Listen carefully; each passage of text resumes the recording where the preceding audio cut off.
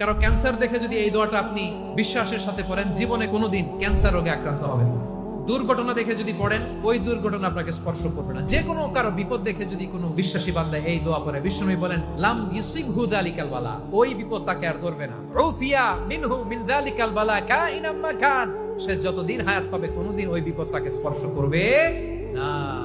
অনেক সময় আমরা দেখি হাসপাতালে ক্যান্সারের 3rd স্টেজে চলে গেছে, লোকটা হ্যাংলা হয়ে চিকন হয়ে হায়রে কি কষ্ট পায় দেখি না। বিষ্ণুই বলে একটা দোয়া যদি কেউ অন্যের কোনো বিপদ দেখে পড়ে, ওই বিপদ তার জীবনে কখনো আসবে না। অনেক সময় হয় যে আমরা মহাসড়ক দিয়ে যখন চড়ি, দুর্ঘটনায় আইরে আল্লাহ, দুর্ঘটনায় মানুষের মাথা একদিকে দেহ আরেকদিকে, এরকম হয় না? আল্লাহ তুমি হেফাজত করো। বিশ্বনবী বলেন এই দুর্ঘটনা দেখে কেউ যদি এই দোয়াটা পড়ে, তার জীবনে সে কোনোদিন এরকম অ্যাক্সিডেন্টের সম্মুখীন হবে না। শুনবেন, বিশ্বনবী বলেন অন্যের বিপদ দেখে কেউ যদি পড়ে, আলহামদুলিল্লাহিল্লাযী আফানি মিম্মা বাতালাকা বিহি ওয়া ফাদ্দালানি আলা কাসীরিম মিম্মান খালাকা তাফদীলা, মানে প্রশংসা সে আল্লাহর, যে আল্লাহ তাআলা তোমাকে যেই জিনিস দিয়ে পরীক্ষা করেছে আমাকে ওইটা থেকে বাঁচিয়ে দিয়েছে।